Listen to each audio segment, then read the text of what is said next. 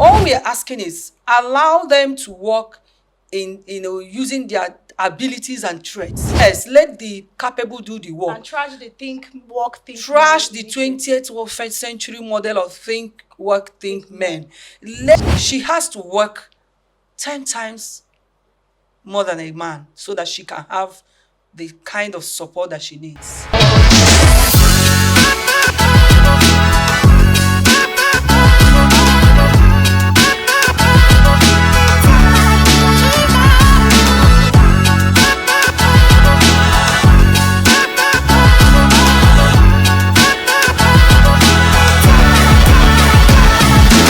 Hello, everyone. Welcome back to COOU Podcast Studio. COOU Podcast Studio is an initiative of the current administration of Chukwuemeka Odumegwu University, heavily led by Professor Kate Azuka Omenoha. Thank you so much for being with us.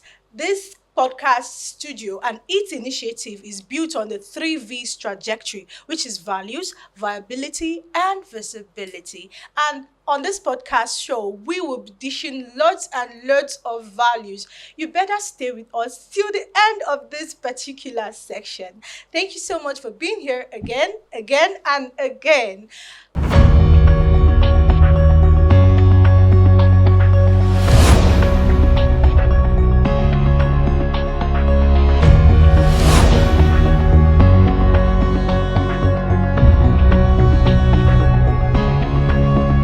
With us, we have someone.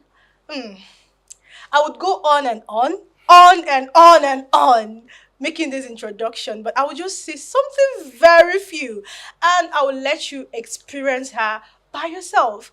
So we have a professor with us. Yes, a professor, Professor Njideka Ebisi. She is a professor of industrial sociology and personnel management. She's also a fellow and member of different professional associations in this country. So enough of me, let's hear from her.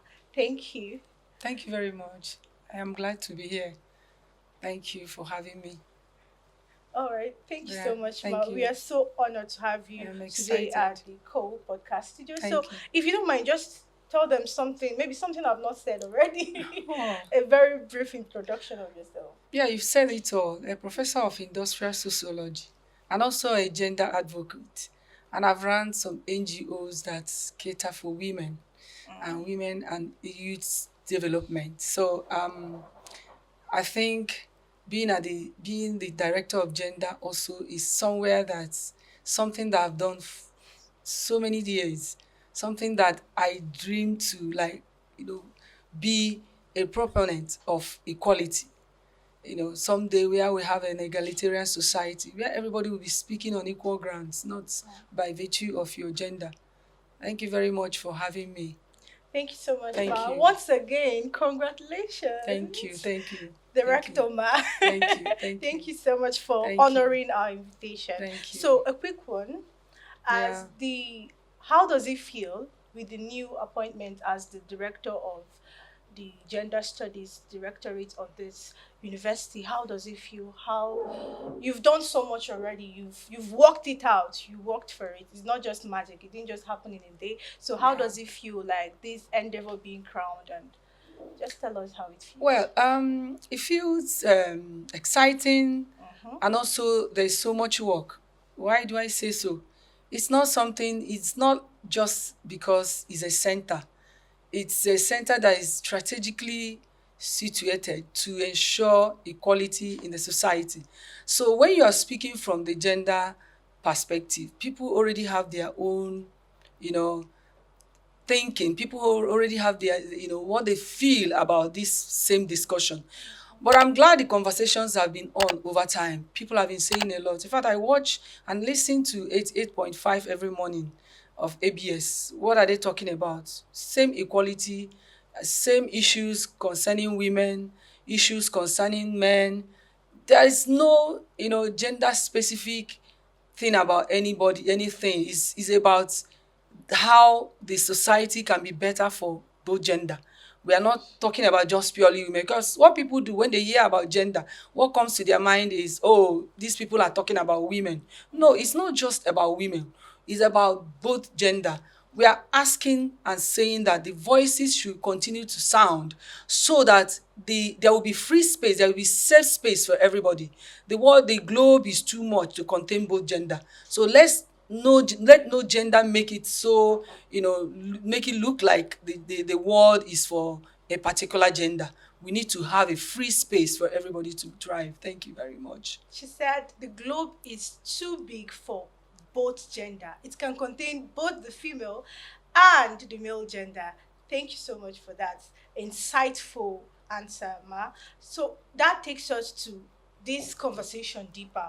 This conversation is on gender studies and leadership quality. How does gender studies affect leadership equality, both positively or negatively? We just want to hear from you. So, okay, the first question is, the traditional leadership metrics often reflect a 20th century male model.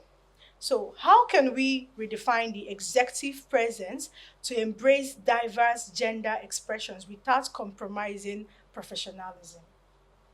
Oh yeah, the 20th century model advocates for, you know, so many things that tend towards a particular gender. For example, there's this theoretical angle that says when you think work, you think male. And they feel that the world of work is for men. And the world of work has continued to evolve. In the 21st century, the dynamics are changing. The field is becoming so complex that what originally that men could do alone, women are thriving in those areas. I can give you analysis. So the work think male dynamics of the 20th century is no longer working. If you look around, you see that so many women are making marks, strides in different endeavors. For when you go to the offices and you find women and men having to, work side by side. All we are asking is allow them to work in, using their abilities and traits, not, being specific about a particular role, a particular attribute towards. So let who is capable do the work. Yes, let the capable do the work. And trash the think trash the 20th century model of think work think men. Let the most qualified, the competent person take the work, and allow the person to do the job. There should be no stereotyping. Okay. There should be no bias. There should be no prejudice. Allow them to have a level playing ground. You will see that the innate abilities will come out. Yes. It doesn't matter whether you're a man or a woman. If you're a woman and you have that ability to do exploits, you will do so much. The only thing is that when you think work, think men, then you find a lonely woman at the top. Okay. When the work is tending towards that model, that it is the world of men, you find lonely women at the top. Do women actually get to the top when it's think work, think men? Yeah, they get, because there are few of them that manage to get there. So and that's why we strive to get there, they become alone? That alone is metaphorical. Okay. Yeah, I will explain. Okay, yes. There's what we call the old boy network. In gender analysis. Old boy network is where you have men leaders coming together to give support to themselves. Okay. They form a network of leaders. But when the game changes, when a woman managed to break the ceiling and ascend these leadership positions, it's as if the support is being withdrawn. Yes, and you find her striving to have a group of people who will give her that. Take, for example, what is going on. We have a female leadership right now. She is on the seat. She has to work 10 times more than a man so that she can have the kind of support that she needs. She has to create that mark for her to succeed. Ordinarily, naturally, the support is not so visible if it's a male leadership. and that's the natural thing. There's this old boy network in male leadership. They come together as, they go out, they network. Women are not a good networkers. Why? Because They are not good networkers, or they are not allowed or conditioned to be the good networkers. the conditions are there, but the society, the patriarchal structure of the society Okay, makes has them taken away that take, it's, ability. yeah, no, it's the natural caregiving responsibilities Okay. that would make them, Limits have that limits that, because networking. there's what we call in gender the second shift. Oh yeah. I'm just learning new The things. second shift. I'm Women just do the learning first new things shift. today. Some of them that find themselves in the work area. They finish, they go back to the second shift. What time does a woman have to create social networks? When she has to Okay. run home to face the second shift. So what's called the second shift is the domestic The responsibility. yes, the caregiving responsibility that is bestowed on them. I was talking to women sometime, counseling, and one said, I want to do what you're doing, but I want to give time to my children. I want to support my husband. I said, but you can do that. And that's why we are clamoring for work-life balance, where Okay. women can work and still thrive in the formal sector, because there's what we call push and pull factors, that push them to work.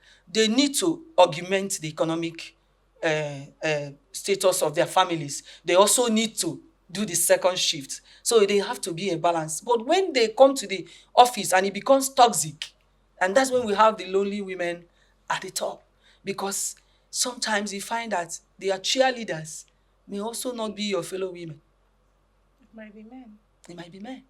So you have to work as much as a man can do for you to create that support for yourself. All right. I've learned things that I've not in how many years of my life heard before about the second shift, the think work, think men model of the 20th century work settings. And at this point, I've realized that we need a work-life balance, that women need work-life balance, and that men need work-life balance, and there should not be anybody lonelier at the top. The men should be able to get support, and the women should be able to get support, thereby trashing the think men, think work initiative of the 20th century. Thank you so much, Matt. Thank This you very question much. and the answer is very, very insightful. Thank you. And that takes us to the next question. All right. So the next question is, efforts towards gender parity often favor certain demographics. So now, how can we ensure that leadership equality and its strategies include women, especially those from marginalized background? Thank you for that question. It brings us to the next angle of this. Okay, ma'am. When we talk about women, we also, it's all encompassing. We also have a set of, marginalized group. Yes. Those living with one kind of disability. The girls, the women, the children. Or These living are in a particular demographic. or living or having what you call the racial segregations. Those, if it's in the modern world, you find the whites and the color, women of color and the whites. Okay. And the demographics we are talking about is, not having a balanced society. It tends towards a particular gender, which is male. Okay. So how do we create the balance?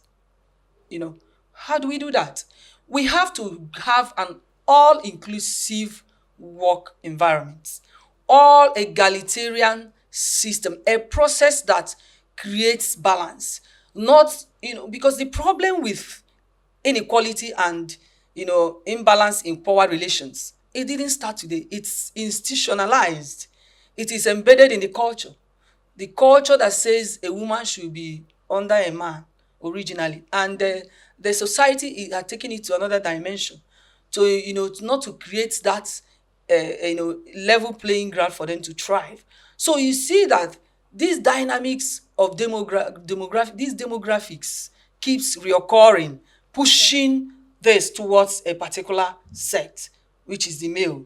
So the women are now coming up. If you see the society we have now, you see a lot of women are coming up, speaking up. If you go to the banking sector, The women are doing so many, coming into leadership. You go to the public institutions. In fact, using Anambra State as an example, Yes. it's the top is female now. So you see that we have to make conscious efforts to and create an all-inclusive environment by making our promotion and recruitment criteria very, very, very, very equal. Set policies that dismantle these barriers Okay, ma'am. to leadership, and that's how we're going to solve it. Thank you very much. Okay, how can organizations, you said something about setting out policies. Yeah. So how can organizations, what are those policies that can ensure that when a woman gets into power or when a particular gender gets into power, how will these policies, and what policies is that will make sure that they stay long term? Not overstaying, just according to the rules and regulations, how many number of years or months a person is meant to stay on that particular position. Yes. So how is it going to be successful? What policies are needed? What steps are organizations meant to take? First of all, the organization has to create policies that are balanced, from recruitment to promotions to trainings to mentorships and all that. There has to be a system of a policy that will address and dismantle these inequalities. I like what is going on in the school now, this mentorship program. It is a breeding ground for young people to be integrated, and by so doing, you build confidence in them. You build this confidence that they can do it. They are future leaders, and those who have reached the top have a duty to mentor the younger ones. And coaching and mentoring has been found to be very, very significant and a good training ground for future leaders. There has to be a proper policies that states clear lines of recruitment that does not create a kind of discrimination even in the adverts. For example, this morning they were discussing on the over the ABS news that an advert came, and the woman was saying, why can't a woman be a director of works? Director of works, when you hear director of works, it's think male. But what stops a woman who has current from being director of works? So there has to be clear lines of advertisements. They have to make the advertisements very specific that there are no gender barriers. If you are qualified So as a woman, this work is for male and it's for female. Whoever is capable and whoever is the qualified. job is open to both gender. Okay. It does. If you are qualified, you'll be taken. When you come in, there's what we call glass ceiling. When these women come in from the entry point, they begin to witness stagnation in growth. Okay. You will see that so many times there's a particular type of people are getting to the top, Okay. which is when some surveys say male workers easily get to the top. Why? Because the criteria make it easier for them. For the men to get Yes, to the top. because women. And very difficult for the women to cope. Yes, I tell you why. Because they make it look like they won't be able to take stress and extra work hours because of the other second shift. So you find out that jobs that will require strength and jobs that will require you to work extra hours, you may not want to because there are other things, other So responsibilities. is it women that don't go for them, or the recruiting part of, or the recruiting agencies just don't take them? It's a two-way thing. Sometimes the recruitment process makes it difficult for them To pass to pass to the next level. Then there's other side that is the self-inflicted. Yes, they The feel one like they can't be able to. women inflict on themselves. Okay. They already by the nature of how the society has made it look. They feel, oh, I don't have what it takes. Yes. They are already feeling Disqualifying disqualifying. themselves That's by themselves. self-inflicted. Yes. Okay. Injuries. I call it self-inflicted. You can if you want. Yes, you can. If you have all it takes, if you know what you can do, why not? You apply. But you said something about the second shift. Yes. The first shift and the second shift. Yeah. Okay, let me say, biologically, um, women are, according to biology and every other thing, lesser strength, Naturally. lesser testosterone, and all of that. Yes, but at this point, when a woman strives for a very high opportunity, a very high position that requires those strength and what everything the testosterone can do. So at this point, how is she able to deliver and then still deliver the second shift? Is there none of those shifts will suffer? That's when work-life balance comes in. And remember, How do they strike that balance? it is a simple way to it's multi It's tasking. multitasking. Yes, is a skill. Just like a woman has multitasking skill Okay. and a man has multitasking skill. It's about individual traits. It's not about gender. There are Okay. some men who are not energetic as Enough, there's like some enough. women. Yes, Yes. some women can stand up and work for hours without being, without losing strength. They are capable, they are bold, they are assertive, they can withstand pressure. But because the patriarchal structure has made it look like, oh, women are emotional, they are easily carried by sentiment, they won't be able to do this. But Okay, that's ma. why we are saying, women, wake up, rise up. If you have the leadership traits, bring it to the table, because every organization wants to know what you're bringing to the table. It's not about how beautiful you are. It's about your commitment Your commitment and and capacity. That's what capacity. stays on the table. Yes, that's what takes you on. All right. Before our next question, this is rather a very, to some people sensitive, but to some people it's not. It's just Yeah. there. Can I ask, are you a Uh-huh. feminist? I am. Yes, I will say yes. I'm a Somehow. feminist. Yes, I'm a feminist because Okay. I believe in creating a safe space for every gender, and not necessarily marginalizing Anybody at anybody, all. especially So women, nobody because has to they, be below for the other yes, they person to are be on already top. at disadvantaged because of certain factors. Yeah. Number one, we've talked about patriarchy. The culture itself has already, that's why in modern countries they have a lot of laws that cover that protect women, because every disadvantaged or marginalized group needs policies that will protect them. That's why I will say I'm a feminist. But I'm not. If feminism is disrespect for men, count me out. No, no. If Feminism is not feminism, meant to be it's, yeah, but disrespectful, some man. women think So feminism, how do some we how men, do we define feminism before I would be able to say I'm a feminist or I am not a feminist? good. Feminism is a movement. Okay. A movement that happened before, so many movements that happened in the early centuries that clamored for equal rights for both gender. Some, So are you trying to say that feminism means men inclusion too? yes, they said The that originality of the movement. they have different movements. They have different movements. There are Okay. these radical feminists that says the patriarchal system should be dismantled completely.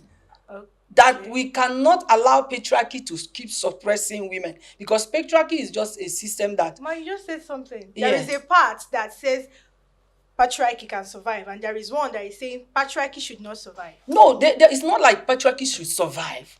The conservatives, they believe that there should be safe space For for everybody to every play. gender. Okay. Okay, not necessarily that patriarchy is not about gender. It is a system. Okay. There are some men that are not that has that tendency to be patriarchal, but because of their, their resolve or their own personal belief, they support women to the Okay. point that they don't allow patriarchy to overrule their sentiments to overrule their judgment. That's exactly what we're saying. So I can call myself a feminist, but Okay. yeah, yeah. All right, but that feels so good to know that someone said, let's not say, oh, I'm not, or I am somehow, even though I think the issue right now is some extreme measures some people who are called feminists take. I think that's the reason why some people shy away. Nobody wants to take up that label anymore. But the originality of the movement means good for both male and female. Female. And it's not about crushing anybody. It's not about dehumanizing anybody or any particular gender, but for everybody to be able to fly. So at this point, it's safe to say you are a feminist, and that the sky and the globe is too big for everybody to exist Who in does it. not believe in sexism? Okay. Sexism is a feeling of superiority Hmm, of one gender one over gender the is other. superior over the Yes, other. I don't believe in sex. I'm not a sexist.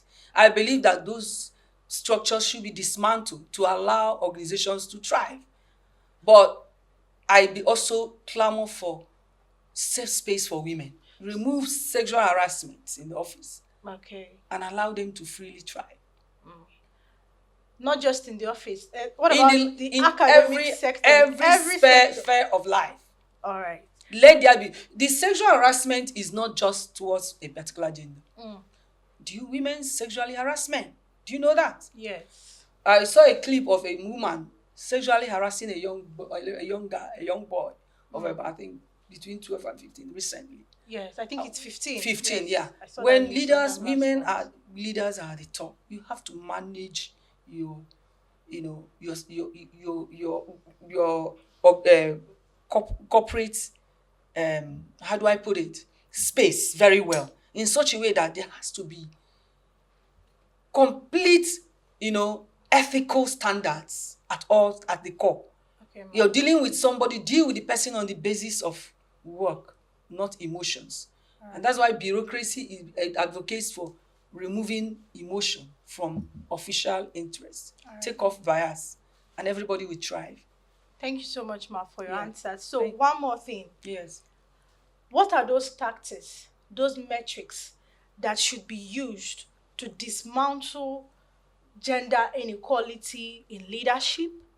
Let's go back to our families. Let's go down to the grassroots. In family, in the school, primary school, secondary, university, in work setting, in every sector that stands from the basic to the secondary or to the tertiary. How? Give us tactics, give us metrics. How do we dismantle these things? People out there wants to hear it, and they want to know how. We've talked about it, why, where, and now we are on the how. How do we do that? Okay, when we look at the traditional metrics, let's take, for example, the organization. The organization we are here is the educational institution here. Yes, ma'am. We so much believe in some certain metrics that are traditionally inherent. For example, people are not promoted when they don't come to school early, when they miss their duties, Yes, when when they they are not when they are not working working properly at or their wrong work optimum, ethics. when they apply the wrong ethics, when they do some of the unethical things, Yes. extort students, Yes. cheat in the exams and all that. That's beautiful. Now we are moving out from those metrics of numeric, using measures to avert punishments, Yes. to instill punishments. Now the non-traditional metrics, for example, in the home, every voice should count, Okay. whether it's a child or woman. Some men don't ever want to hear a woman's voice. Once a woman starts speaking, they are put off immediately. The saying, women are to be seen and not held. heard. Allow them to be heard. That's by hearing from them, you will discover the issues that would have created those problems. Okay. Women are more communicating than men. So when a man that allows people to lend their voices is a man that is a problem-solving person. Then you move from that. You also do what we call onboarding. When people gather, like we do it in the school now, onboarding. Onboarding creates an opportunity for people to actually know what they are supposed to do at any time. Actually even understand the place where they are working. Without onboarding, people will be misplaced. They won't even know what to do. Okay. They won't know the visions of the institution.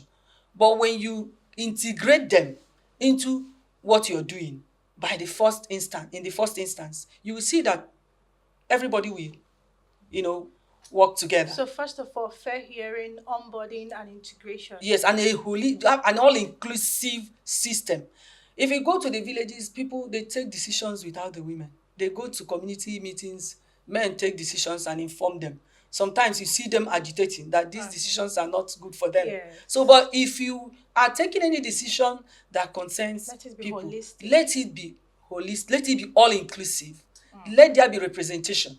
The other day they were speaking on the radio how the market masters, the women market associations, they don't involve women at their top Decision leadership making. and decision making. They say they will just go and inform them what decision. That won't work.